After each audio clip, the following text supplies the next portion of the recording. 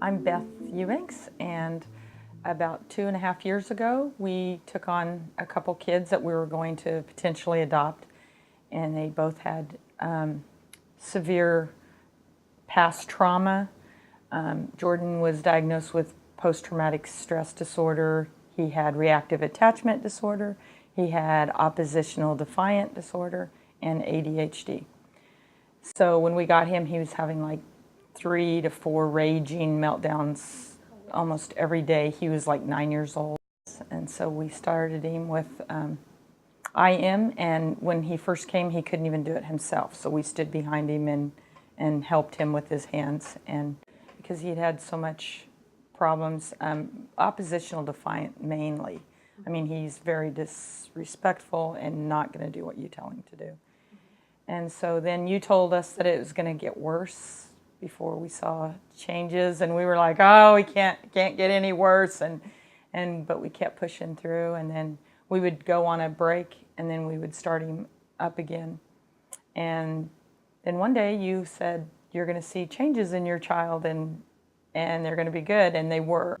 Since he's been in IM, we see a lot of different ways that he interacts with other people where he didn't before. Before IM, everybody had problems with him. Now nobody recognizes him because he's so easy to get along with. I'm just so excited that I have a family that, can. I used to not be able to even take him to a birthday party because he would be in a fight, or, Jeff would have to leave, my husband would have to leave early. And then this weekend we had a wedding. Didn't even know Jordan was there, he just danced and played with the other kids and just no problems at all. I said, we got our life back. And if it takes you a year to do that, it's worth it. I just can't say enough good things. I haven't had a bad day with Jordan probably in 2 or 3 months. And I don't see any regression where before it seemed like he would need an IM booster.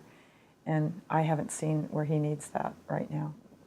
The better you do in IM, so you have the high numbers and you want low numbers, and you're hitting repetitiously low numbers, and so it makes your numbers lower. So the better you get it, the lower your numbers go. Okay, so Jordan started out at 200 and where we were helping him, and now he's gone lower and lower and lower until he gets to the teens. When you get into the teens numbers, the low numbers, that's when you start noticing reasoning. That's where we got reasoning. We could not reason with Jordan until he was in the teens. And then it was like a light went off and the heavens open.